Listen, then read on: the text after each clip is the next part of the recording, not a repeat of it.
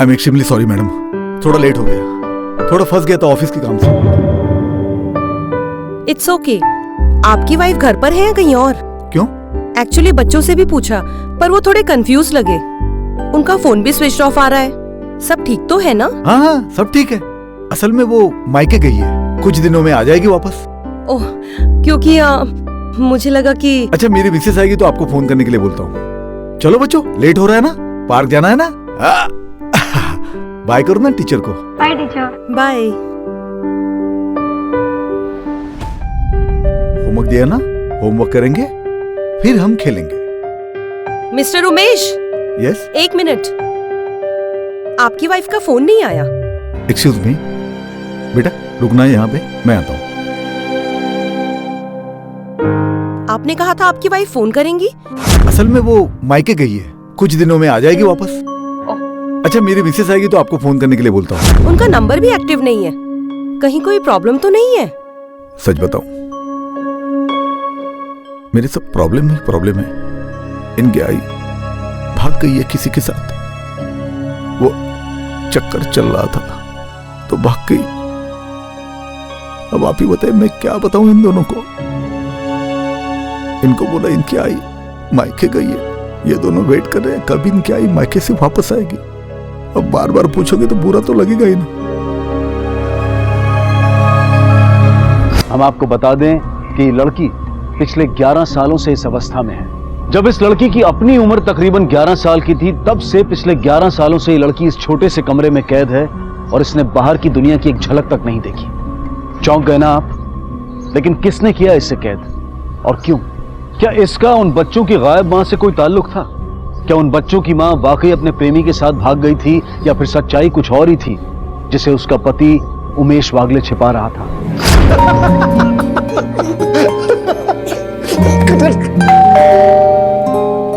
चलो तुम लोग फटाफट दूध फिनिश करो।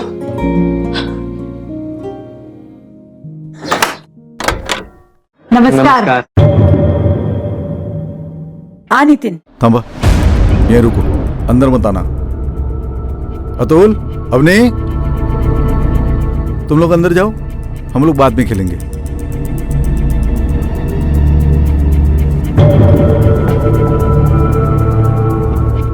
बोला। वसुधा कुठे? भाग गई तुम्हारी वसुधा, बच्चों को छोड़ के, मुझे छोड़ के भाग गई। वैसे भागना तो तुम्हारी खानदानी फितरत है। ऐसा तो वो कर ही नहीं सकती, कितना प्यार करती है आपसे, बच्चों से।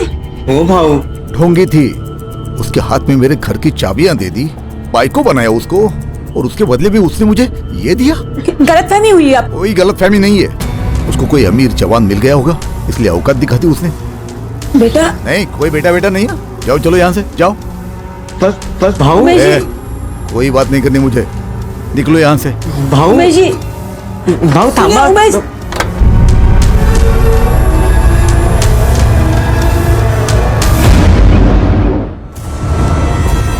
इसका पति क्या नाम बताया आपने? साहब उमेश पिंगले। इन दोनों के बीच में सब कुछ ठीक था? मतलब कैसे रखता था उसे? बेटी के साथ कोई मारपीट ऐसा कुछ? साहब एक बात मैं आपको नक्की कहती, मेरी बेटी, माँ और बीवी दोनों की जिम्मेदारी बरोबर संभालती थी। वो ऐसा कभी कर ही नहीं सकती। पता नहीं उमेश जी ने ऐसा क्यों आरोप लगाया। कितने दिनों पहले लास्ट कांटेक्ट हुआ था? लगभग 10 दिन हुए होंगे। राणे, इनसे डिटेल्स ले लो। आइए।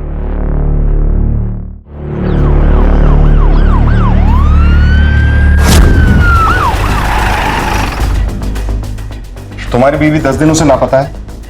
हाँ, 10 दिन हो गए शायद। और तुमने अभी तक कंप्लेंट तक नहीं लिखवाई? 1 मिनट सर। बच्चों, अतुल, अवनी, उठो, अंदर जाकर ड्राइंग करो। पकड़ो, आ जाओ।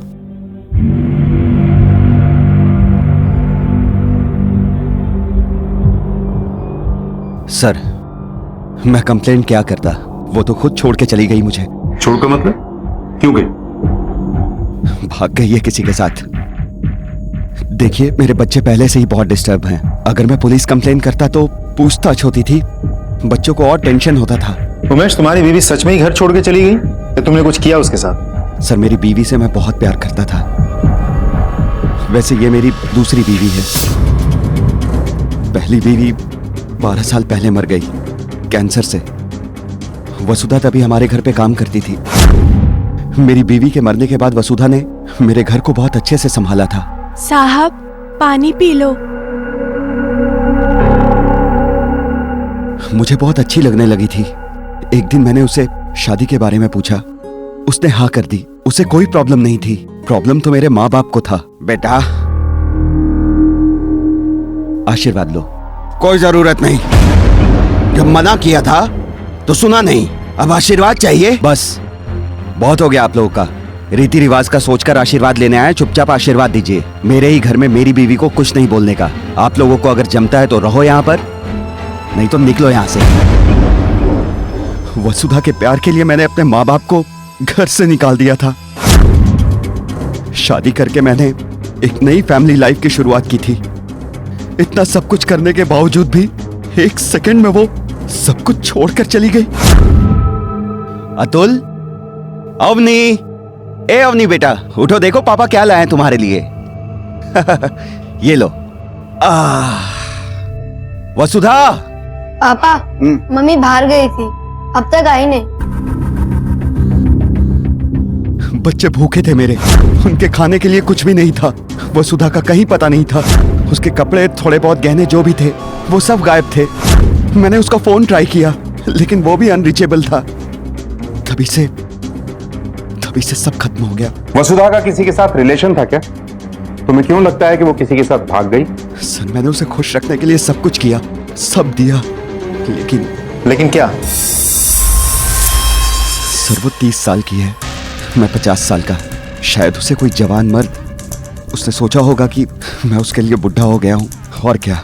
वसुधा के घर वालों को कहना है कि वो तुम लोगों को छोड़कर नहीं जा सकती। उसके लिए घर और फैमिली ही सब कुछ है। वो लोग की आमदनी बंद हो जाती ना, इसके लिए नाटक कर रहे हैं वो लोग। उनका घर तो मेरे पैसे से ही चलता है साहब। मेरे से ज्यादा पैसा ऐंठने के लिए ये सब नौटंकी कर रहे हैं वो लोग। वो लोग को 100% मालूम है वसुधा कहाँ है। वसुधा की और उसकी माँ की हमेशा फोन पर बातचीत होती थी, सारी बातें एक दूसरे से शेयर करते थे। तो वसुधा की माँ को पता होगा ना वसुधा का कहीं चक्कर चल रहा है। किसके साथ भाग सकती है वसुधा, पता है तुम्हें? सर किसी पति को यह बात कैसे पता हो सकती है? दिन भर मर मर के घर के लिए पैसे कमाओ, पीठ पीछे घर में क्या चल रहा है मुझे कुछ मालूम नहीं था, कोई अंदाजा नहीं था मुझे।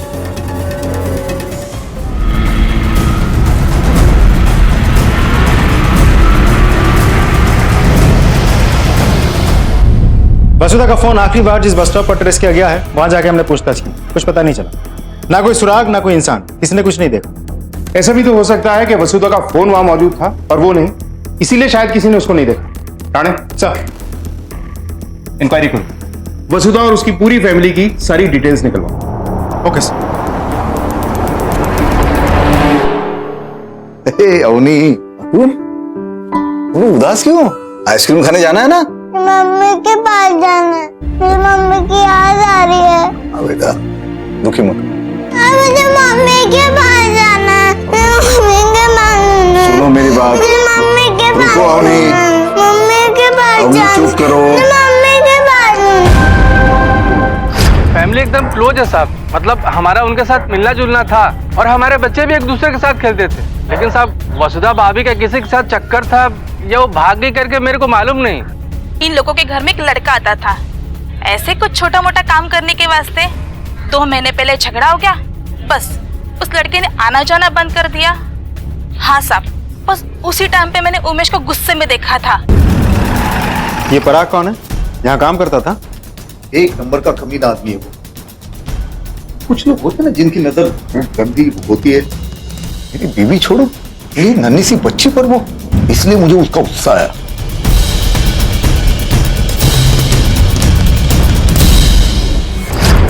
साहिब उमेश बहुत बड़ा संकी है, पागल आदमी है वो। उसको ऐसा लगता है कि आसपास का हर एक आदमी उसकी बीवी को ही बुरा है। तू वसुधा को बुरी नजर से नहीं देखता था? नहीं साहब, बिल्कुल भी नहीं। वो क्या है ना साहब, भाभी को कंप्यूटर सीखने का था और मेरे को साइबर कैफे का अच्छा एक्सपीरियंस है, इसलिए मैं उनकी मदद क्या करता था। और साहब बस यही बात वो उमेश को अच्छी नहीं लगी, इसलिए भड़क गया वो। और साहब आप लोग को क्या कह रहे थे? उनकी बेटी को मैं, छी साहब, मुझे तो सोचते हुए भी घिन आ रही है। देखिए साहब, अवनी मेरे बहुत क्लोज है, मेरे को मामा बुलाती है वो। आपको यकीन नहीं आता तो आप उसी से पूछ लीजिए। ऑलरेडी पूछ चुके हैं। बेटा, आपका नाम अवनी है ना? बेटा, पराग को जानते हैं? वो जो अंकल। गंदे पराग अंकल, मुझे अच्छे नहीं लगते, मुझे उनसे डर लगता है। बड़ा शरीफ बनता है, छोटे बच्चों को बुरी नजर से देखता है। सच सच बता, तेरा अफेयर चल रहा था ना वसुधा के साथ? ताने, इसके घर की तलाशी लो, शायद वसुधा से जुड़ा कोई सुराग मिल जाए। Okay sir. पूरा घर छान मारो। Single file. Good good, very good. Atul रुको। अवनी,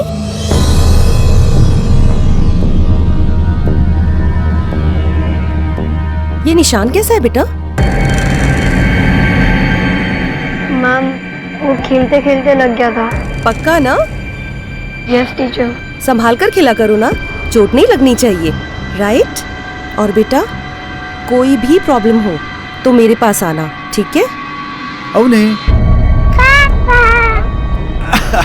चलो, thank you Sarika teacher. Excuse me mister Umesh. चलो। मिस्टर,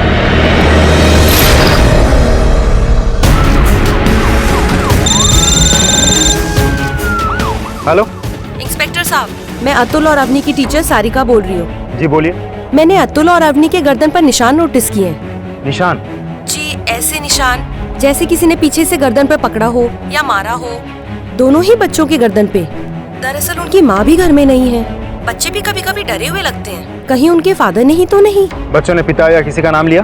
एक्चुअली बच्चों ने किसी का नाम नहीं लिया। Okay, you did the right thing, thank you. Sir, Atul और अवनी के स्कूल टीचर का फोन था, कह रहे कि बच्चों के गर्दन पे निशान है, लेकिन बच्चों ने किसी का नाम नहीं लिया। बैकवर्ड, उमेश के घर ले चलो। अवनी, अरे भाई साहब, अतुल अवनी को देखा कहीं? अतुल, अरे नरेंद्र भाई, अतुल अवनी को देखा कहीं? क्या हुआ उमेश भाई? गायब हो गई, मिल नहीं रही कहीं। अच्छा, मैं भी ढूंढता हूँ। देखो ना प्लीज। अतुल, अवनी, अरे भाभी। हाँ? अतुल अवनीला बघितलं कुठे? नाही नाही, पहिले इथे कुठेतरी खेळत होते ना, क्या हुआ? अतुल, अवनी, क्या हुआ? साहब मेरे बच्चे गायब हो गए। लास्ट टाइम कहाँ देखा था? सर मैं उन्हें खुद स्कूल से लेके आया था, वो घर पे बैठ के होमवर्क कर रहे थे, मैं कुछ काम से बाहर गया था, आके देखा तो गायब है। बैकवर्ड, आसपास पता करो, चलो घर चल। चलिए।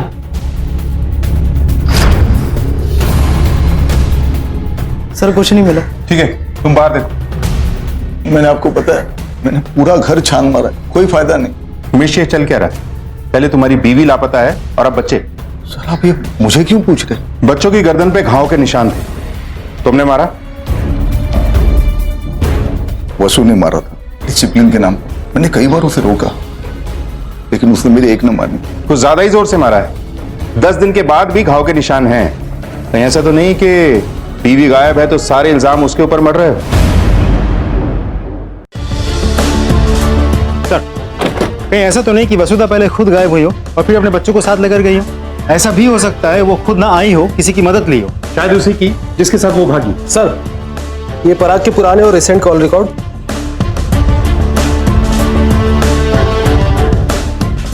राणे, ये पराग और उमेश में झगड़ा कब हुआ? करीब 2 महीनों पहले। इस कॉल रिकॉर्ड के हिसाब से झगड़ा होने के बाद भी वसुधा पराग के साथ कांटेक्ट में थी। कहीं उमेश का शक सही तो नहीं है कि माँ और बेटी ने मिलकर प्लान बनाया हो और पराग भी इस प्लान में शामिल? उनका घर तो मेरे पैसे से ही चलता है सर।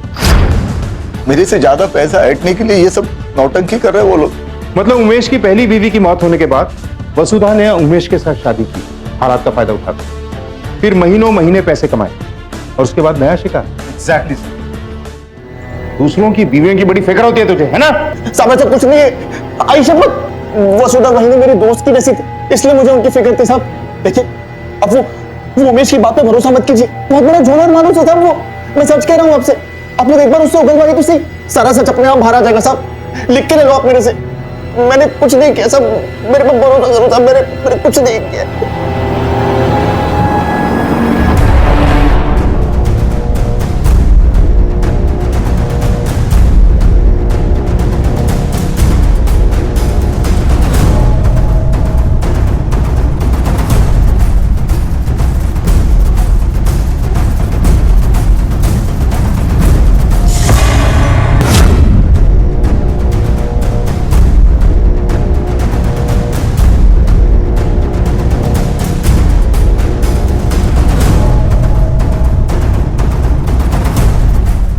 सर, उमेश का सारा सामान तो यही है, बैग, कपड़े वगैरह सब कुछ। मुझे नहीं लगता वो कहीं प्लान करके भागा होगा।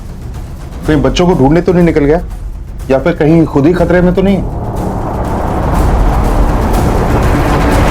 सबसे पहले वसुधा का गायब होना, वो भी पैसों, गहनों और कपड़ों के साथ। सारी वारदातों को देखें तो वसुधा का गायब होना प्री प्लान लगता है, जैसे पहले से ही सब तैयारी कर रखी हो। सर, आपको ये बात अजीब नहीं लगती? वसुधा के कॉल डिटेल्स चेक करके हमें ऐसा कुछ भी नहीं मिला जिससे ये साबित हो कि उसका किसी के साथ अफेयर चल रहा है। ये भी तो हो सकता है कि उसके एरिया का ही कोई हो, आस पड़ोस वाला, जो डायरेक्ट ही आ जाता हो। राणे सर, वसुधा के घर के आसपास अफेयर के बारे में पता करो, तब तक मैं पूना जाके आता हूँ। पूना? उमेश के माँ बाप पूना में रहते हैं, एक बार जरा उनसे भी तो मिल लें। Okay sir.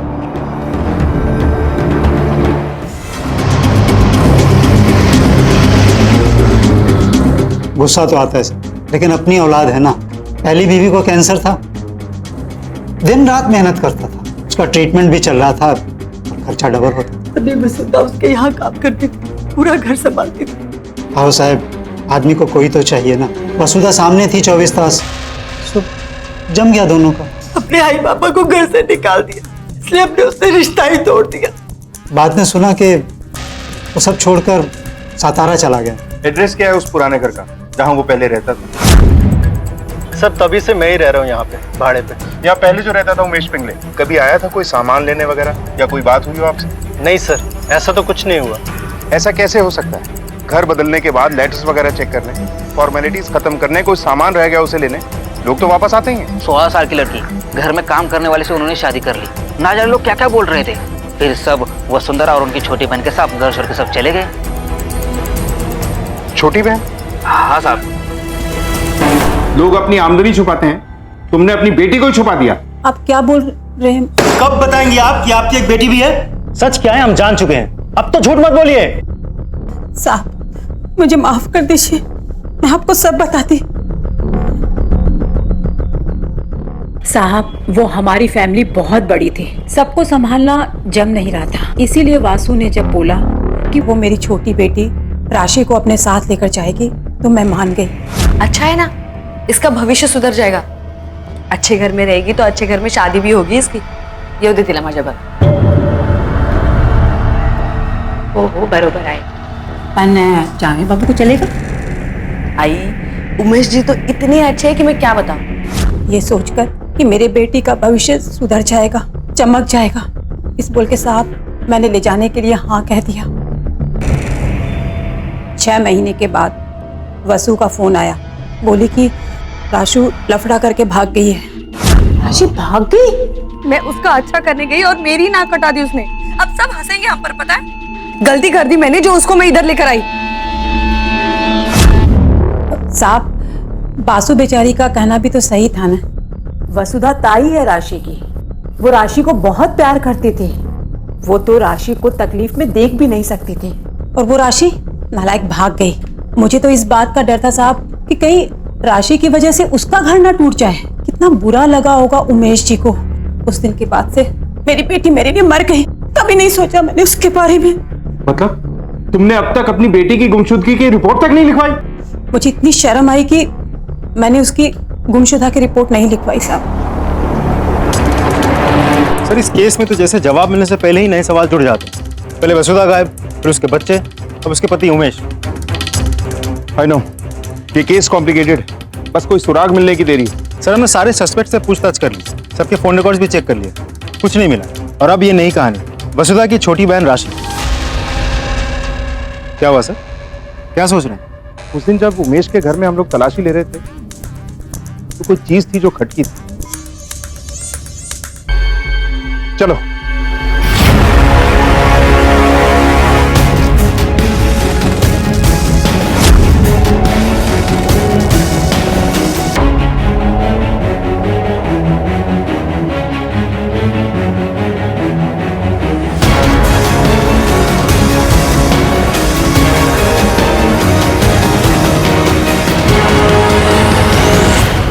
क्या ढूंढ रहे हैं सर? ये क्यों एक छोटी बच्ची एक डायन रूम का स्केच बनाएगी?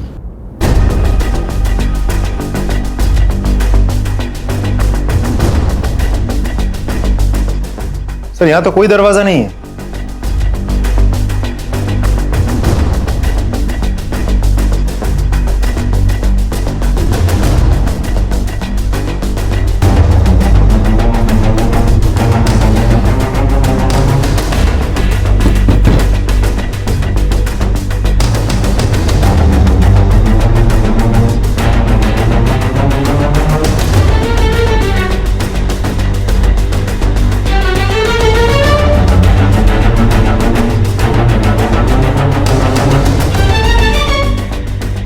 राणे सर, कबर्ड को हटाओ, पकड़ो, हटाओ इसको।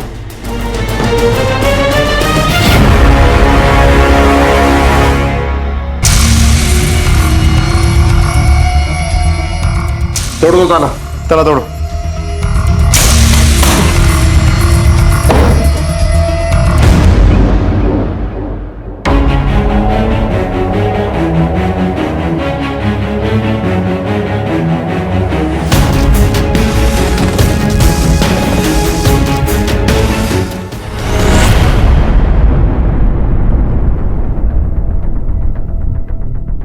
लड़की को फिजिकली बहुत अब्यूज किया गया है, लिटरली कई सालों से। इसके शरीर पे जो घाव हैं, कुछ नए हैं, कुछ बहुत पुराने। कितने सालों तक? 5, 10, 15 एग्जैक्टली कुछ कहा नहीं जा सकता। ऐसा कैसे हो सकता है? उनके यहाँ हमारा आना जाना है। अगर उन लोगों ने किसी लड़की को अपने घर पे रखा होता तो हमें दिखती ना, वो भी इतने सालों से। ऐसा हो ही नहीं सकता। मैं खुद हजारों बार गया उनके घर में छोटे मोटे काम करने के लिए, कभी इलेक्ट्रिसिटी का, कभी वायर का, कभी कुछ कभी कुछ। अगर ऐसा कुछ होता तो मेरे को दिखता नहीं क्या सर? क्या सालों से बंधक बनी ये लड़की वासु की वही छोटी बहन राशि थी जिसे वासु अपने साथ घर ले गई थी? तो क्या खुद वासु और उसके पति उमेश ने ही उसे वहां कैद कर रखा था 11 सालों तक? पर क्यों? क्या उसे किसी बात की सजा दी जा रही थी? और अगर वो लड़की वास्तव में कोई और ही थी तो कौन थी? बहरहाल सवाल यह था कि वासु और उमेश कहां थे? कहां थे उनके 2 बच्चे अतुल और Avni? Sir, Mumbai Vasuwada police station से फोन आया। मुंबई? यस सर, मैंने वसुधा के बच्चों के फोटोग्राफ सर्कुलेट करवाए थे सर। उनमें से एक बच्चा मुंबई में भीख मांगते हुए देखा गया है। उन लोगों का कहना है कि बच्चा अतुल से मैच करता है। अतुल बेटा, मैं याद हूं ना, मैं घर आया था ना आपके। बेटा पापा कहाँ है आपके? और अवनी? अवनी कहाँ है बेटा? अच्छा ये बताओ, मम्मा कहाँ है? मौसी आपके साथ रहती थी ना? बताओ मौसी कहाँ है? मौसी नहीं, डायन थी, हम लोग के साथ ही रहती थी। उसको एक रूम दिया था। मम्मी पापा कहते थे कि वो डायन है, इसलिए उसे लॉक करके रखा था। क्यों गए तुम लोग? बताया था ना तुमको, वो रूम में डायन है। डायन, वो डायन बच्चों को खा जाती है। वो डायन के बारे में किसी को कुछ बोलने का नहीं तो रात को आके डायन तुम लोग को खा जाएगी। तो मुंबई कैसे पहुंचा तो? जब मैंने पापा को बोला कि टीचर जो हमारे गले पे मार्क्स थे उसके बारे में पूछ रही थी, पापा ने अपनी और मुझे डायन के रूम में बंद कर दिया। फिर वो हम दोनों को मुंबई लेके गए, पर फिर अचानक पापा और अपने कहीं चले गए। मैंने बहुत ढूंढा पर वो नहीं मिले। अच्छा बेटा, आपने कहा था कि आपकी गर्दन पे निशान थे, किसने मारा था तुम्हें? पापा ने।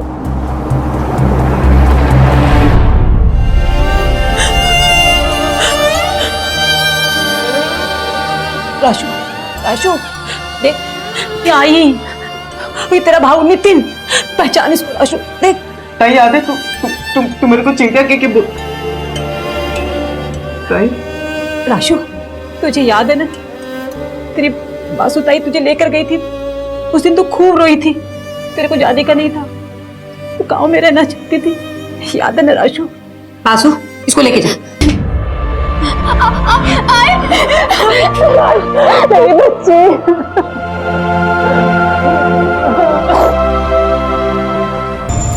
राणे ऐसा कर, देखते हैं। एक मिनट।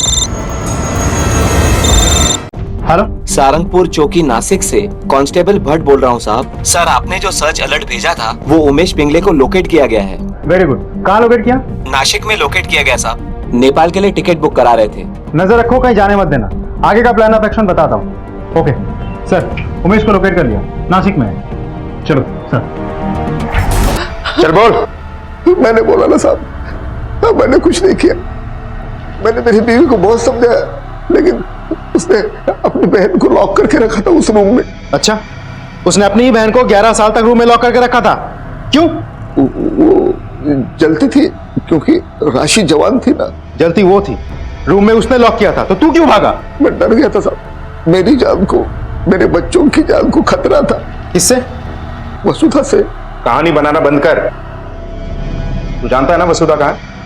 चल बता, राशि को बंद करके क्यों रखा था?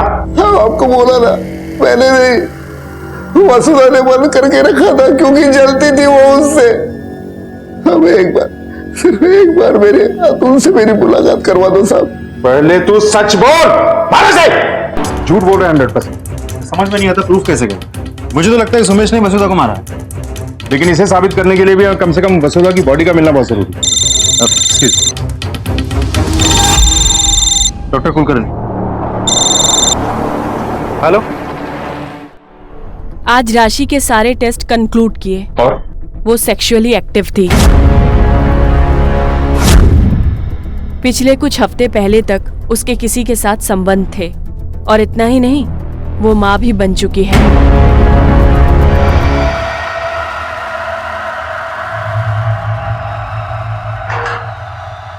देख, राशि की मेडिकल रिपोर्ट हमने देखी है और उसने अपना बयान भी दे दिया है। तू भी नाटक बंद कर और सच बोल। उमेश जी बच्चा चाहिए था, लेकिन वासुदेव माँ नहीं बन सकती थी। दोनों में बहुत झगड़े होते थे। वासुदेव को डर था कि उमेश जी उसको छोड़ देंगे और किसी और के पास ले जाएंगे। वसुधा राशि को मेरे सामने लाई ताकि मैं बाहर किसी और के पास न जाऊं। वसुधा को खातिर थी कि राशि पर उसका कंट्रोल रहेगा, और मैं भी ये सबसे बहुत खुश था। ऐसा ना बोलू, आप मेरे को मत छोड़ो, मैं मर जाएगी, आप मेरे को मत छोड़ो। सुनो ना, मैं आपके लिए कुछ भी करूंगी, आप बोलो ना, आपको क्या चाहिए, मैं सब करेंगी आपके लिए। मेरे को मत क्या बोलो वसु? सुन, मेरे को तेरे साथ मजा नहीं आ रहा है। 16 साल पहले कैसी थी वैसा हो सकती है अभी, दे सकती है वैसा सब कुछ नहीं ना। अरे तू तो मेरे को बच्चा भी नहीं दे पा रही है, तो तेरा क्या फायदा मेरे को? ऐसा मत बोलो, मैं बीवी है आपकी, मैं बहुत प्यार करती हूँ आपको, आपके लिए कुछ भी कर सकती है। ऐसा मत बोलो, ऐसा मत बोलो। राशि, आएगा ना, मैं जवान नहीं है ना, तो मेरी बहन है ना राशि, वो 14-15 साल की है, एकदम जवान है। आप उसके साथ करो ना जो करना है, मैं आपको कुछ नहीं बोलेगी, लेकिन मेरे को मत छोड़ो, मेरे को मत छोड़ो। मैं बहुत प्यार करती हूँ आपसे। तूने मेरे लिए बहुत कुछ किया, सोच। राशि, राशि, राशि, आप बाप बनने वाले हैं। उनके बाद राशि ने अवनी को जन्म दिया। हम लोग खुश हो गए, लेकिन टेंशन था कि लोगों को क्या जवाब देंगे। अगर ये बात किसी और को पता चली तो राशि को छोड़ भी नहीं सकते थे, और उसको मारने की हिम्मत भी नहीं थी मुझमें, और रूम के दरवाजे को कवर से ढक दिया। बाद में ताई को पछतावा हुआ। तूने एक मासूम की जिंदगी बर्बाद कर दी, और तेरी बीवी ने तेरा साथ दिया। और कहां छुपा के रखा अपनी पत्नी को, या फिर उसे मार दिया क्योंकि वो राशि को तेरे चंगुल से छुड़वाना चाहती थी। सच कह रहा हूं सब, मुझे नहीं पता वसुधा का। हमारा झगड़ा हुआ था, उसके दूसरे दिन वो घर छोड़कर चली गई। क्या क्या नहीं किया मैंने आपके लिए, सही गलत कुछ नहीं देखा। आपने जो बोला मैंने वो किया। अपनी छोटी बहन की जिंदगी बर्बाद कर दी आपको खुश करने के लिए, और अब जब वो पुरानी हो गई तो फिर से किसी 14-15 साल की लड़के के साथ। अब मैं राशि को छोड़ूंगी और तुम भी जाने दोगे, नहीं तो मैं सबको जाके बताऊंगी कि कितने घटिया इंसान हो तुम। आप गई होगी, मैंने कुछ नहीं किया उसको। मैं किसी का मर्डर नहीं कर सकता, तो उतनी हिम्मत नहीं है मुझ में। नहीं तो राशि को तो उसी वक्त मार देता। मैं मर्डरर नहीं हूं मैं। तू एक मर्डर से भी क्या गुजरा? उमेश को अपहरण, जबरदस्ती, शोषण और बलात्कार के लिए दोषी पाया गया। राशि को मानसिक चिकित्सा उपलब्ध करवाई गई। अतुल और अवनी की देखभाल अब उमेश के माता पिता कर रहे हैं। पर क्या ये मासूम बच्चे कभी अपनी जिंदगी के इस खौफनाक दौर को भूल पाएंगे? वासु अब तक लापता है। कोई नहीं जानता कि वो जिंदा भी है या नहीं। पुलिस की लाख कोशिशों के बावजूद वासु से जुड़ा कोई भी सुराग उनके हाथ नहीं लगा। वासु खुद भी निर्दोष नहीं है। वो चाहती तो अपने बच्चों को अपने साथ ले जा सकती थी, पुलिस को फोन कर उमेश के खिलाफ शिकायत कर सकती थी, लेकिन उसने ऐसा कुछ नहीं किया। क्यों? पहली पत्नी की अचानक हुई मृत्यु और अकेलेपन ने उमेश को मानसिक रूप से बीमार बना दिया था। उसे कम उम्र की लड़कियां आकर्षित करने लगी थी, और बहुत जल्द यह आकर्षण पागलपन बन गया। उसकी अजीबोगरीब धारणा थी कि एक सेहतमंद जवान हमसफर की मृत्यु की संभावना उसकी मृत्यु से पहले ना के बराबर थी और वो कभी अकेला नहीं पड़ेगा। 14 वर्ष की एक गरीब लड़की, सुख सुविधाओं से वंचित वासु उमेश में अपने सपनों की पूर्ति को देखकर उससे शादी कर बैठी।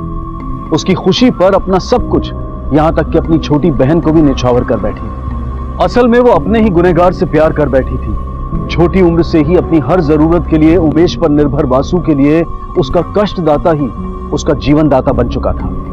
याद रखें, बच्चे कच्ची मिट्टी की तरह होते हैं। उन्हें जिस सांचे में ढाला जाता है वो ढल जाते हैं। इसलिए बेहद जरूरी है कि उनका कोमल मन अपने आसपास के वातावरण और लोगों से सिर्फ अच्छी बातें और सुखद अनुभवों को ही सोखे। उन्हें खिलने की, बढ़ने की आजादी दें, लेकिन उनकी परवरिश और सुरक्षा की जिम्मेदारी के प्रति जागरूक रहें। उन्हें सही और गलत का अंतर समझाएं, ताकि फिर से कोई बच्चा उमेश, वासु या राशि ना बने। इसी विचार के साथ अब मैं अनूप सोनी आपसे विदा लेता हूं। फिर मुलाकात होगी अगले एपिसोड में एक और चौंका देने वाले केस के साथ। तब तक अपना और अपने परिवार का ख्याल रखें और देखते रहें क्राइम पेट्रोल डायल 100। सबक एक को सीख हम सबको। जय हिंद।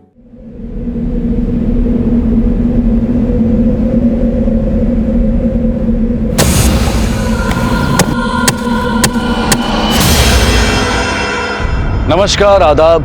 क्राइम पेट्रोल डायल 100 में आप सबका स्वागत है। अर्थी बेचने वाला भी दुआ किसी की मौत की नहीं बल्कि अपना पेट भरने की करता है। लेकिन इस दुनिया में ऐसे भी लोग हैं जो किसी की चिता से भी अपना चूल्हा जलाने की सोचते हैं। हमारा आज का एपिसोड रिश्तों के उन तानों बानों के इर्द गिर्द है जहां रिश्ते मतलब के लिए बनाए जाते हैं और तोड़ भी दिए जाते हैं।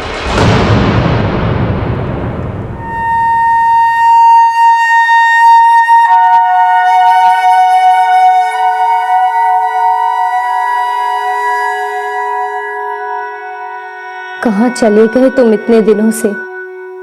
वापस आ जाओ।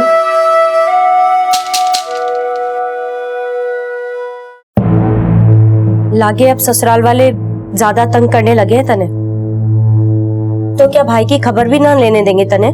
नहीं भाभी, मैंने पूछा था नकुल जी से, लेकिन उन्हें भाईसा के बारे में कुछ ना पता। जाने ना है या फिर बताना ना चाहे है? अभी आप मारे पे शक कर रही हो? अरे राकेश मेरा साला बाद में बड़ा, पहले मेरा दोस्त था। ये भी तो हो सके कि मियाँ बीबी की मारपीट के चक्कर में जीजा साला में दुश्मनी हो गई हो। साले लहसुन के बीज। साला मैं तेरा नहीं, अरे बेटे का हूँ। 4 दिन से जीजा जी गायब हैं। हमारी बहन पेट से होते हुए भी पूरे गांव में ढूंढ रही है। मानने तो लागे है कि लोग लालच के चक्कर में कहीं तने ही नहीं तो अपने बेटे को गायब कर दिया।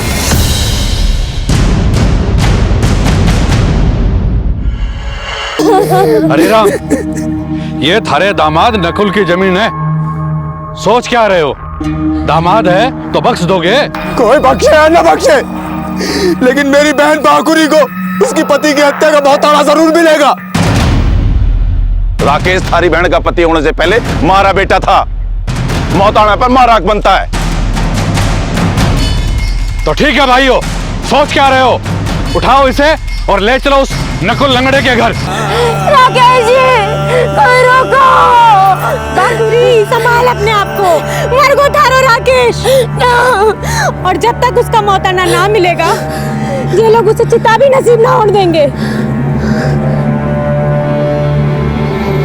राजस्थान के भील और गरसिया समुदाय में अगर कोई खेतीहर मजदूर खेत में काम करते हुए मारा जाता है तो उस जमीन के मालिक को मजदूर के परिवार वालों को हर्जाने की एक रकम देने का नियम था, जिसे मौताना कहा गया। लेकिन बदलते वक्त के साथ इस प्रथा ने ऐसा भयानक रूप इख्तियार किया कि मौत एक मजाक और मौताना एक ऐसा व्यापार बन गया जिसने लोगों से उनका ईमान और मुर्दों से उनकी अर्थी तक का हक छीन लिया। साल 2014 में राजस्थान कोर्ट ने मौताना प्रथा पर पाबंदी लगा दी, लेकिन हमारे देश में आज भी ऐसे कुछ गांव हैं जहां पर नियम, कायदे, कानून देश के संविधान के मुताबिक नहीं बल्कि वहां के कुछ ताकतवर लोगों की मर्जी से चलते हैं। और टिपनिया भी एक ऐसा ही गांव है जहां दूर दूर तक कोई पुलिस स्टेशन तक नहीं है। लेकिन गांव वालों को ना तो पुलिस के पास जाने की गरज थी और ना ही हत्यारे को सजा दिलवाने में किसी की दिलचस्पी थी।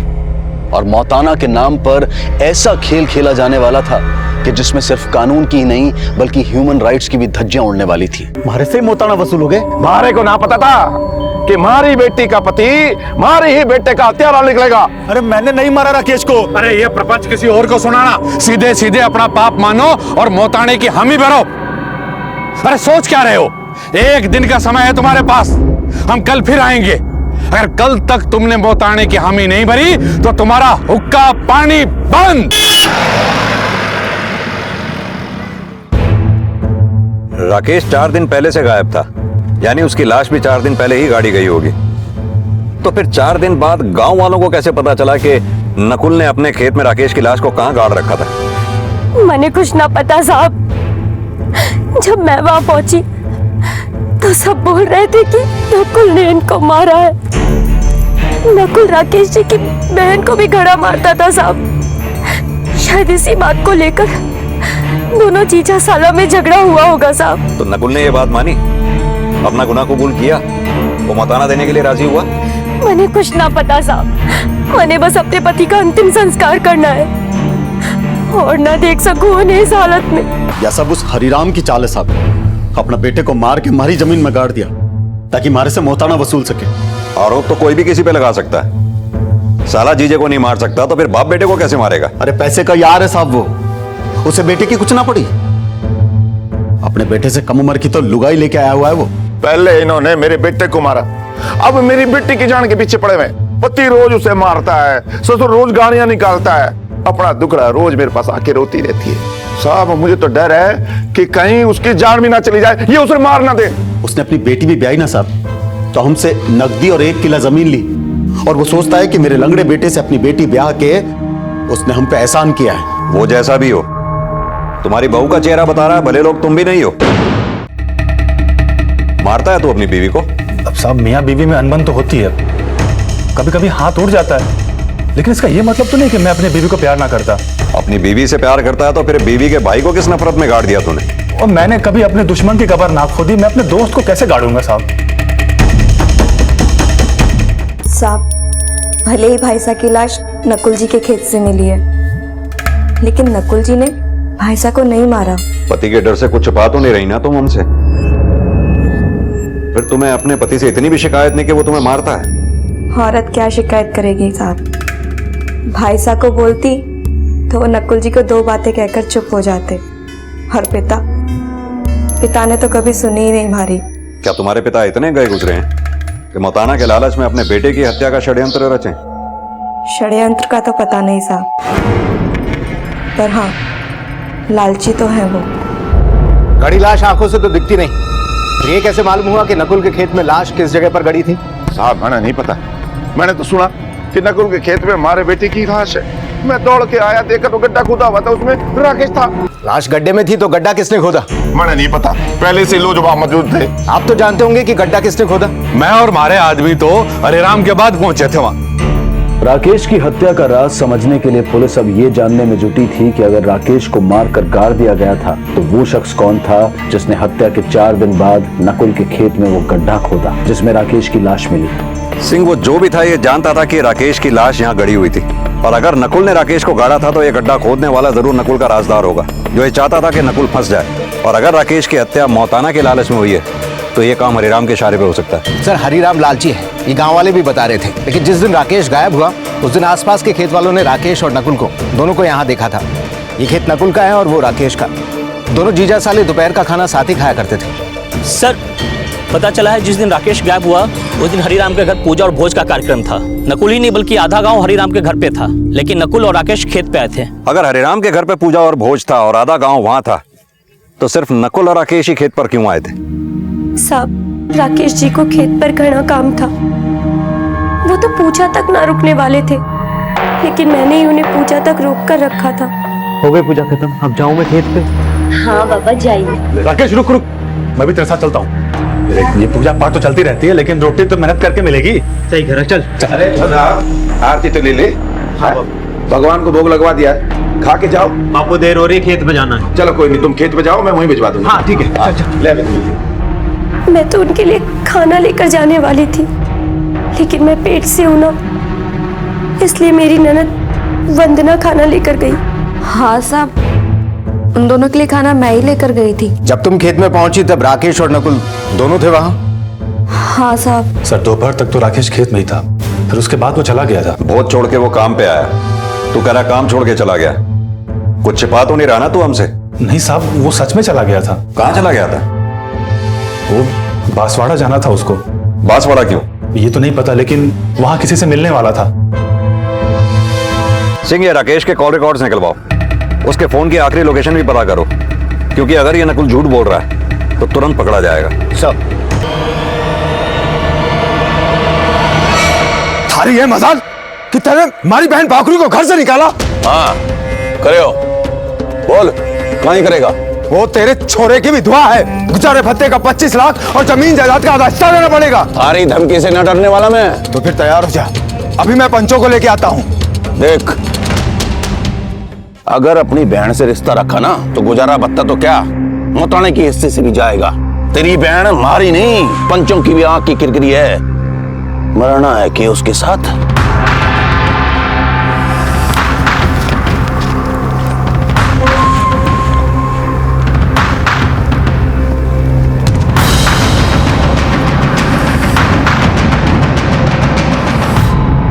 सर, राकेश की हत्या से 4 दिन पहले दोपहर 1 बजे तक उसके फोन की लोकेशन टिप्पणिया गांव की ही थी, लेकिन फोन बंद होने के आधा घंटे पहले उसे कॉल आया था बांसवाड़ा से। बांसवाड़ा से? सर, मैं राजस्थान पत्रिका में पत्रकार हूँ। मैंने ही राकेश को बांसवाड़ा बुलाया था, लेकिन वो आया ही नहीं। क्यों बुलाया था उसे? सर, राकेश के गांव में आज भी मौताना की प्रथा चालू है और राकेश इसके खिलाफ लड़ना भी चाहता था, और इसी के संबंध में वो मुझे कुछ जानकारी देने वाला था। मुझे तो लगता है राकेश को भी इन्हीं लोगों ने मारा है जिनकी वो पोल खोलने वाला था। किन किन लोगों की पोल खोलने वाला था वो?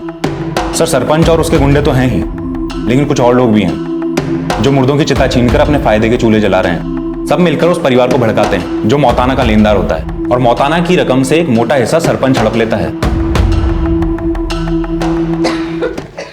माँ जी, आपकी दवाई।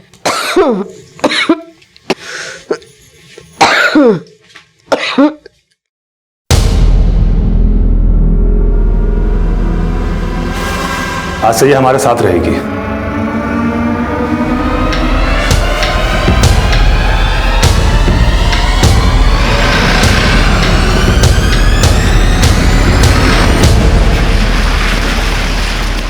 हमें नहीं पता राकेश किसको क्या बताने वाला था। अगर वो किसी को कुछ बता भी देता तो हम नहीं डरते। सरपंच हैं इस गांव के, किसी को डराने धमकाने का काम नहीं हमारा।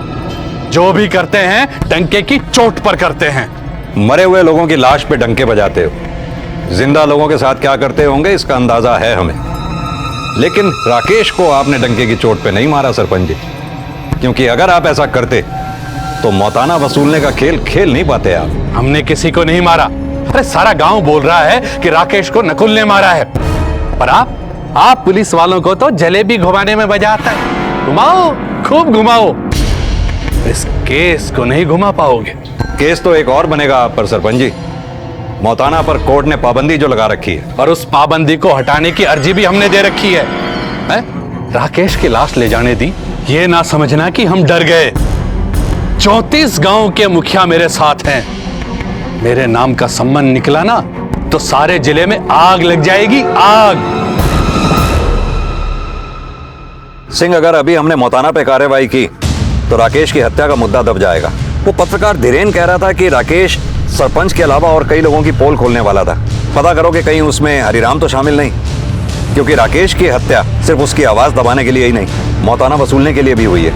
पत्रकार के बयान के बाद राकेश की छवि एक सामाजिक शुभचिंतक के रूप में सामने आई, जो सिर्फ रूढ़िवादिता के खिलाफ ही नहीं बल्कि ग्राम परिषद के सत्ताधारियों के खिलाफ भी आवाज उठाना चाहता था, जिनकी वजह से हमारे देश का एक बहुत बड़ा वर्ग आज भी पिछड़ा हुआ है। पुलिस ने काफी अहम जानकारियां जुटाई।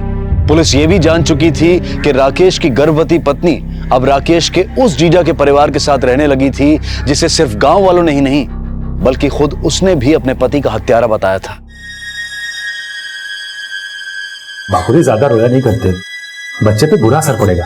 आप तो पूछ ले, ये पानी पी ले, सब ठीक हो जाएगा।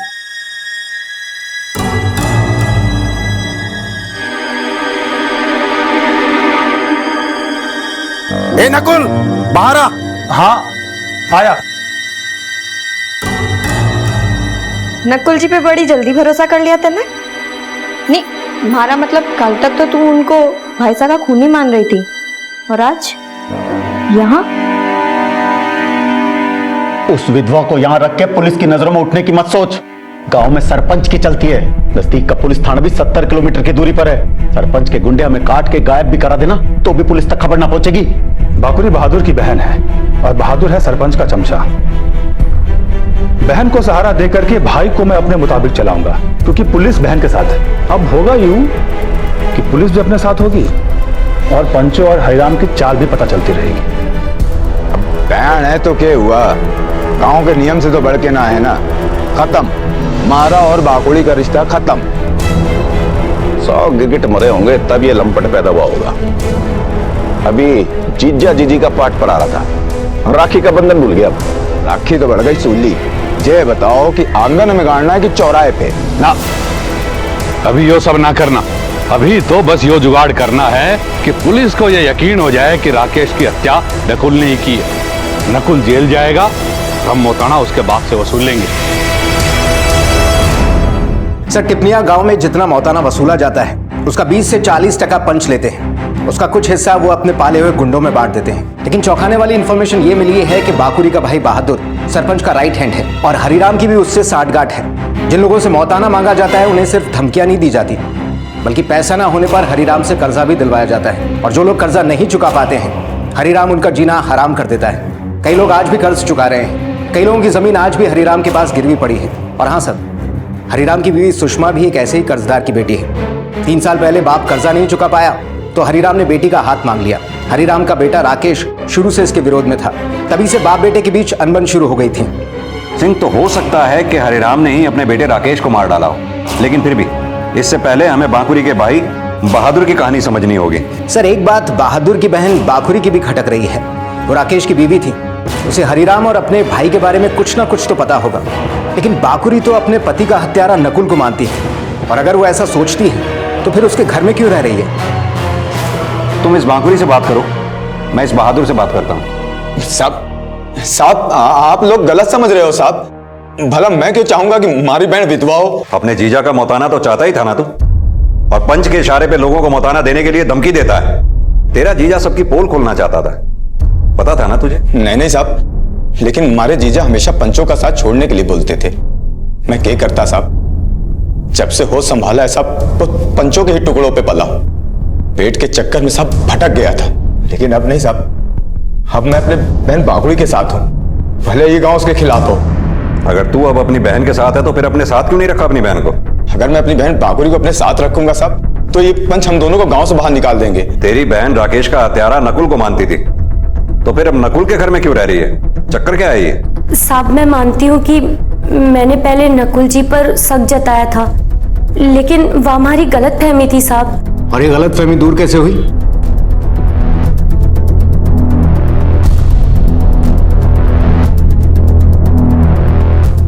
बाकुरी, तुम्हारी बहन है और अपने भाई पे भरोसा रख, परेशान मत हो। तेरा भाई हमेशा तेरे साथ है, तू इसके साथ चली जा। माने पता है आप मैंने राकेश का हत्यारा मान रहे हो, पर हमारा यकीन करो, थारा ससुर मैंने फंसा रही हो। हाँ बाकुरी, अगर नकुल ने जीजा जी की हत्या की होती तो पता भी न चलता कि लाश कहाँ गड़ी है, पर उस ससुरे को सब पता है और उसके चेले को भी। हाँ साहब, ये गड्ढा हरिराम के चेले ने ही खोदा था, पर पहले मुझे पता नहीं था साहब। पहले नहीं पता था तो अब कैसे पता चला? वो साहब, जिस वक्त लाश नकुल के खेत में मिली तो थोड़ी देर पहले ही मैंने हरिराम के चेले को खेत में हाथ मुंह धोते हुए देखा था। बाद में वही चेला हरिराम को नकुल के खेत में ले गया। साहब, राकेश जी परायों की ही ना बल्कि अपने बाबूजी की भी घनी फिक्र करते थे। वो उन्हें हमेशा समझाया करते थे कि कम से कम गरीबों की बद्दुआ तो ना ले। बापू, धनिया की जमीन की जब्त की, तुरंत उसकी जमीन वापस कर दो। 6 महीने से ब्याज नहीं दिया उसने, तो जमीन पर कब्जा ना करूंगा तो बोल क्या करूं? आरती उतारूं? आरती ना, उसकी इज्जत उतारना चाहते थे। जमीन तो बाद में जब्त की, पहले तो उसकी बेटी मांग रहे थे। आप लालची नहीं, हफ्सी भी हो। एक मजबूर की बेटी की जिंदगी बर्बाद करके अब दूसरे की बेटी पे लाल टपका रहे हो। हमारे घर में रहना है ना तो आवाज नीची रखा कर, नहीं तो किसी दिन तेरी आवाज। राकेश पंचों और हरिराम की नहीं, तुम्हारे भाई की भी पोल खोलना चाह रहा था। कभी राकेश ने इस बारे में कुछ नहीं बताया? ऐसा तो कुछ ना बताया साहब, लेकिन ये हमारे भाई बहादुर को कुछ ज्यादा पसंद ना करते थे। इन्होंने कई बार मुझे बहादुर को घर आने से मना करने को भी कहा, लेकिन साहब हमारा भाई जैसा भी हो वो हमारा सुहाग ना उजाड़ सके है। कहाँ मर गया ये छगन, फोन ही ना उठा रहा। जाके ढूंढो, आके फाड़ फाड़ के क्या देख रहे हो, जाओ। जी हुकुम।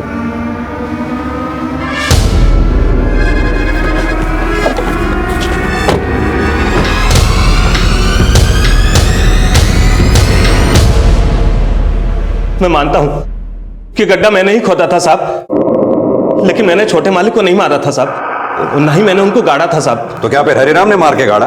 बड़े मालिक को तो तब तक मालूम ही नहीं था साहब कि छोटे मालिक मर चुके हैं, और उन्होंने तो खुद नहीं मुझे छोटे मालिक को ढूंढने के लिए लगाया हुआ था साहब। तेरा छोटा मालिक चूहा था जो गड्ढा खोद के ढूंढ रहा था उसे? ऐसी बात नहीं है साहब, मैं तो बड़े मालिक के खेतों में काम कर रहा था साहब। उतनी देर में मुझे नकुल जी के खेतों से कुत्ते के रोने की आवाजें आने लगी, तो मैं तो उन कुत्तों को भगाने के लिए गया था साहब, लेकिन वहां जाकर देखा मैंने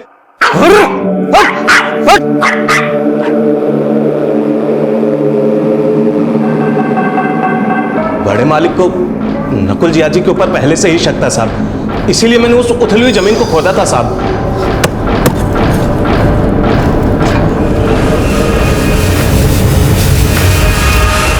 उनके इशारे की वजह से मुझे छोटे मालिक की लाश मिली थी साहब। वो इशारा कुत्तों का था या हरिराम का? नहीं साहब, बड़े मालिक अपने बेटे को नहीं मार सकते साहब। छगन मोटी चमड़ी का है, जितना भी पिट्टो सच बोलेगा, मेरे खिलाफ तो कभी ना बोले। तुम्हें क्या लगता है छगन का झूठ सुनकर हम यहाँ आए? आप अपने मन में कुछ भी मनगढ़ंत सोच लो, आपकी मर्जी, पर छगन कभी भी मेरे खिलाफ ना बोले। क्या लगता है तुम्हारी बात पर हम यकीन करेंगे? गलती छगन की थी, गड्ढा खोदने से पहले गांव वालों को इकट्ठा करना चाहिए था। तो तुम सोचते हो छगन नहीं टूटा तो तुम बच जाओगे? आपने मेरे एक आदमी को पकड़ करके मेरा एक झूठ पकड़ लिया, पर सच ये है कि नकुल ने मेरे बेटे को मारा है। आप मेरे को और मेरे आदमी को कितना भी तोड़ लो, सच नहीं बदलने वाला।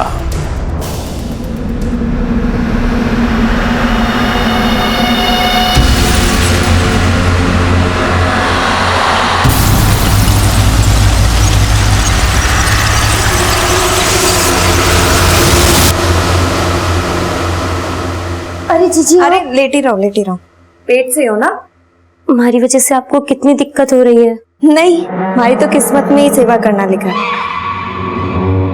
वैसे तुम्हारे पेट को देखकर लगता है कि डिलीवरी 9वें महीने की बजाय 7वें महीने में ही हो जाएगी। हाँ शायद। सर, राकेश की पोस्टमार्टम रिपोर्ट आ गई। रिपोर्ट के हिसाब से हत्या जहर देकर की गई। उसके दांतों से खाने के ट्रेसेस मिले हैं, शायद उसके खाने में जहर दिया गया था। और हाँ सर, हत्या का दिन और समय उस दिन से मैच करता है जिस दिन राकेश का फोन बंद हुआ था। मतलब कि वो दिन जब हरिराम के घर में भोज और पूजा का कार्यक्रम चल रहा था। लगभग सारा गांव वहीं पर था, लेकिन राकेश और नकुल दोनों खेत पे गए। दोनों का खाना भी हरिराम के घर से आया, लेकिन अगर खाने में जहर हरिराम के घर से मिलकर आया होता तो सिर्फ राकेश ना मरता। मतलब साफ है, नकुल हमसे झूठ बोल रहा है। राकेश की हत्या भी वहीं हुई थी जहां उसकी लाश गड़ी हुई मिली है। ये नकुल को उठा के लाओ। साहब, मैंने राकेश को नहीं मारा, मारा विश्वास करो। बहादुर को पैसे क्यों दे रहा था? तू बोलेगा या तोड़े तेरे को? साहब बताता हूँ। साहब, बहादुर जानता था कि वो गड्ढा किसने खोदा था, और उसने बोला कि अगर मैं उसे पैसा दूंगा तो वो आपको उसका सही नाम बता देगा। लालच में ही, लेकिन उसने आपको सही बताया। अरे हरिराम ही मारे तो फंसा रहा है। चल माना कि हरिराम के आदमी ने गड्ढा खोदा था, लेकिन राकेश की लाश तो तेरी जमीन पे मिली थी ना। उसकी हत्या भी तभी हुई जब तुम दोनों साथ में मिलकर दोपहर को खाना खा रहे थे। उसके खाने में जहर था, मतलब साफ है कि जहर तू नहीं मिलाया होगा। ये सब खाने में जहर नहीं मिलाया मैंने, तब खाने में तो पहले से ही जहर था। तो फिर तू कैसे बच गया? तब लेकिन खाना मैंने खाया ही नहीं था, लेकिन कोशिश मरने मारने की भी हुई थी, और इन सब में हमारी बीवी वंदना का हाथ है, क्योंकि खाना का डब्बा वही लेके आई थी। राकेश, हाँ खाना आ गया। वंदना, खाना परोस के बिना जावेगी? बहुत चल रहा है घर पर, वहाँ ज्यादा जरूरत है हमारी।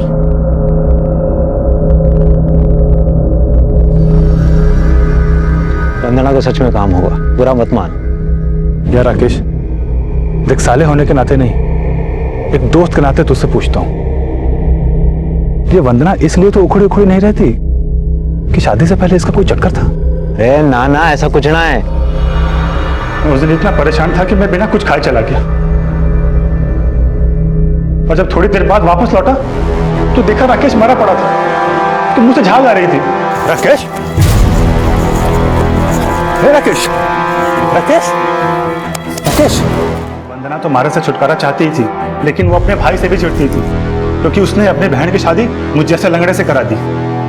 अरे वो तो हम दोनों को मार देना चाहती थी, लेकिन मैं बच गया। साहब, मैं आपको सब कुछ सच बताना चाहता था, लेकिन मैं डर रहा था कि कहीं गांव वालों की तरह आप भी मुझे राकेश का हत्यारा ना मान लो। ये इसकी बीवी वंदना को बुलाओ, देखते हैं क्या बोलती है, और नकुल के साले बहादुर को भी। सर, नकुल की बीवी वंदना का मर्डर हो गया।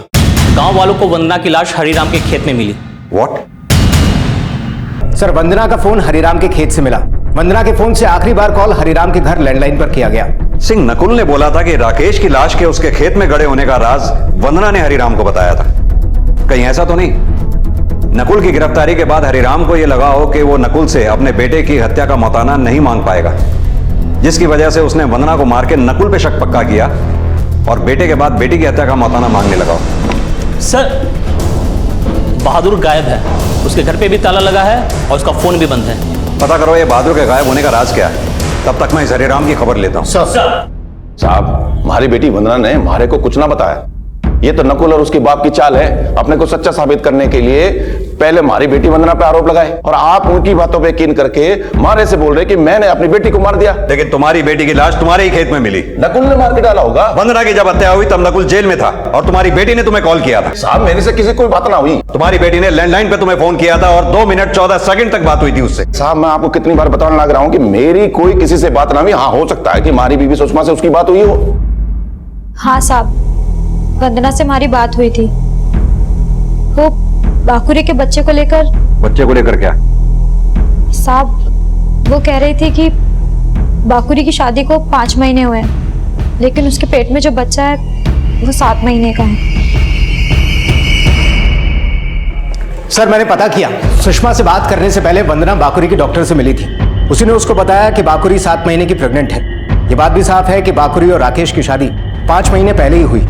वो साहब, मैं और राकेश जी शादी से पहले एक दूसरे को जानते थे। यानी कि तुम ये कहना चाहती हो कि ये बच्चा राकेश का ही है? वंदना की तुमसे इस बारे में कोई बात हुई थी? वैसे तुम्हारे पेट को देखकर लगता है कि डिलीवरी 9वें महीने की बजाय 7वें महीने में ही हो जाएगी।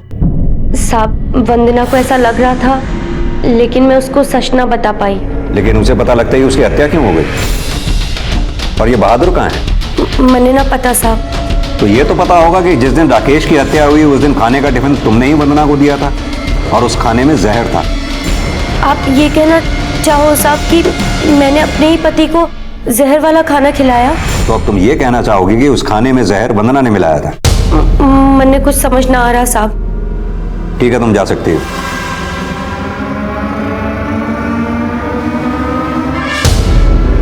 नकुल ने बोला था कि खाने में जहर वंदना ने मिलाया था, लेकिन वंदना को टिफिन बांकुरी ने दिया था। नकुल का यह भी कहना था कि वंदना राकेश और नकुल दोनों को ही मारना चाहती थी, लेकिन मरा सिर्फ राकेश। सिंह, कहीं ऐसा तो नहीं कि राकेश की हत्या में नकुल और बांकुरी दोनों का हाथ हो और वो बच्चा राकेश का ना होकर नकुल का हो? अरे झूठ है साहब। अरे मन में तो ये भी ना पता कि वो शादी के पहले से ही पेट से थी। साहब, ये सुन के मानने लग रही हो कि राकेश को मारने के लिए जहर वंदना ने नहीं बाकुरी ने मिलाया होगा। हो सकता है राकेश को बाकुरी पे शक हो गया हो। अगर राकेश को बाकुरी पे शक हो गया था तो उसने तेरे से इस बात का कभी जिक्र नहीं किया। राकेश तो तेरा दोस्त था। साहब, वो कभी अपने मन की बात ना करता था साहब, लेकिन राकेश की हत्या के कुछ दिन पहले मैंने बहादुर को राकेश के साथ खेत में लड़ते हुए देखा था। साहब, मैंने ज्यादा कुछ तो ना सुना, लेकिन बाकुरी का राज जानने के बाद मैंने लगे है कि राकेश बहादुर पे ये बात का गुस्सा उतार रहा होगा कि दोनों भाई बहन ने मिलकर के राकेश को अंधेरे में रखा। सर, वंदना के हरिराम को कॉल करने के ठीक आधे घंटे बाद ही हरिराम की लैंडलाइन से बहादुर को भी कॉल किया गया था। जब मैंने हरिराम की बीवी सुषमा से इस बारे में बात की तो उसने बोला, साहब, बहादुर से ना मैं बाकुरी से बात करना चाहे थी, पर बाकुरी के पास तो फोन ना है इसलिए मैंने बहादुर को कॉल करके बोला कि वो हमारी बात बाकुरी से करा दे। सुषमा बाकुरी से उसकी प्रेगनेंसी की बात कंफर्म करना चाहती थी। शायद इस बात की भनक बहादुर को हो गई हो, जिसके ठीक आधे घंटे बाद वंदना का मर्डर हो गया। मर्डर के 2 घंटे बाद ही बहादुर का फोन बंद हो गया। सिंह, ये समीकरण इशारा कर रहे हैं कि राकेश ही नहीं, वंदना की हत्या में भी बहादुर और बांकुरी का ही हाथ हो। सर, बहादुर को वंदना की हत्या वाले दिन गांव के बाहर एक लड़की के साथ देखा गया था। कौन है वो लड़की? सर, मैंने बहादुर का कॉल रिकॉर्ड चेक किया। उसकी अक्सर बातें देहना गांव की एक लड़की दिव्या चौधरी से हुआ करती थी। देहना गांव, दिव्या चौधरी?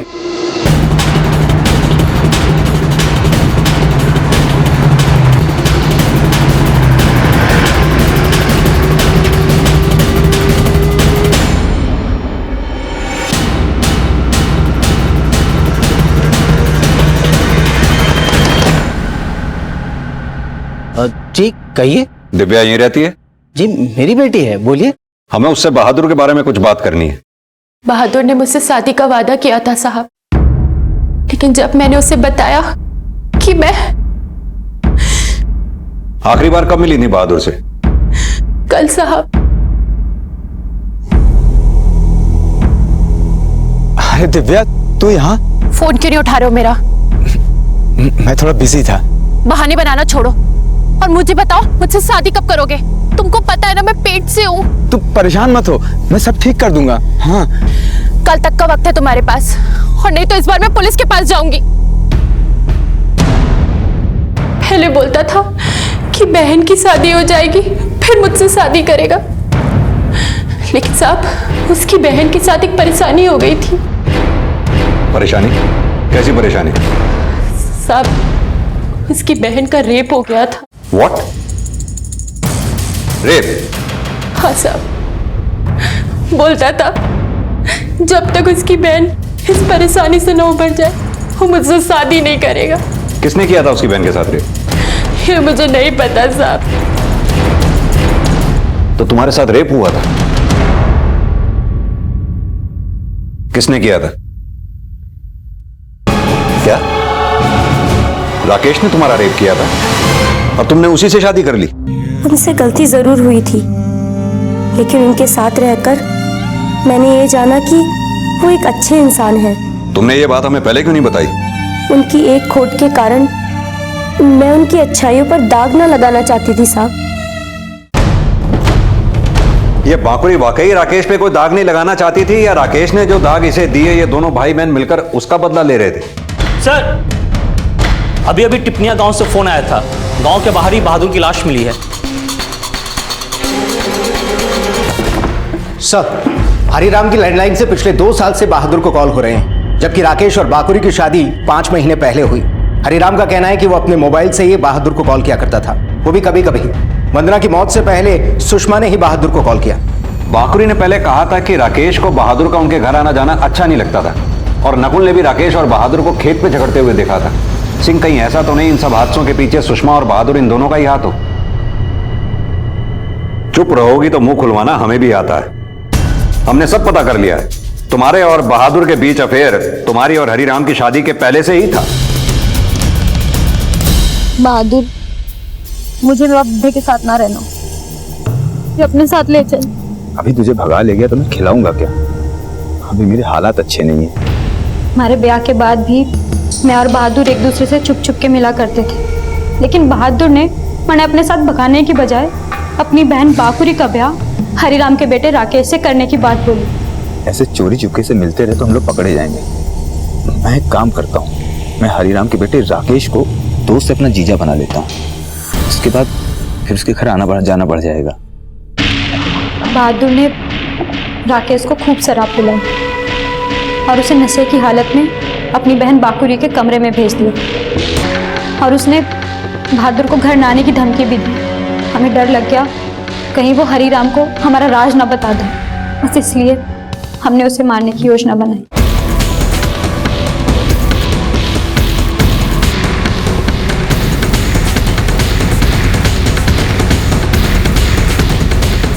राकेश तो मर गए, लेकिन वंदना को बाकुरी और राकेश का राज पता चल गया। शादी को हुए तो 5 महीने ही हुए हैं और पेट 7 महीने का है। मने तो लागे भाईसा के खून में बाकुड़ी का ही हाथ है। मैंने ये बात बहादुर को बता दी। फिर मुझे पता चला कि बहादुर का मेरे अलावा किसी और से भी चक्कर चल रहा है। तुझे पता है ना, मैं पेट से हूँ। हाँ, मैं समझता हूँ, तू थोड़ी मोहलत दे दे, सब अच्छा होगा। रिश्ते अगर बुरी नीयत से बनाए जाएं तो वो थोड़े दिनों तक निभ भले ही जाएंगे, लेकिन उनका अंत इतना ही भयानक होता है। सुषमा ने बहादुर की हत्या उससे मिले धोखे की वजह से की, लेकिन बहादुर के साथ मिलकर उसने राकेश का ही नहीं बल्कि बाखुरी का भी भरोसा तोड़ा। जिस रिश्ते को बचाए रखने के लिए सुषमा और बहादुर अपराध पर अपराध करते रहे, ना वो रिश्ता रहा और हरिराम के शोषण का शिकार होने की हमदर्दी भी सुषमा से छिन गई। हरिराम के साथ सुषमा की जिंदगी भले ही बर्बाद थी, लेकिन इतना सब करके भी उसे उम्र भर की कैद ही नसीब हुई। उनके अपराध ने न सिर्फ सुषमा के बच्चे का भविष्य अंधकार में डाला, बल्कि बाकुरी के होने वाले बच्चे के गुनहगार भी वही कहलाए। बाकुरी का मासूम बच्चा इस दुनिया में तो आया, लेकिन अपने पिता के प्यार से वो हमेशा वंचित रहेगा। अब मैं अनूप सोनी आपसे विदा लेता हूं, फिर मुलाकात होगी अगले एपिसोड में एक और चौंका देने वाले केस के साथ। तब तक अपना और अपने परिवार का ख्याल रखें और देखते रहें क्राइम पेट्रोल डायल 100। सबक एक को सीख हम सबको। जय हिंद। इस तरह के और भी एपिसोड देखने के लिए हमारे चैनल को सब्सक्राइब करें और बेल आइकन दबाना ना भूलें।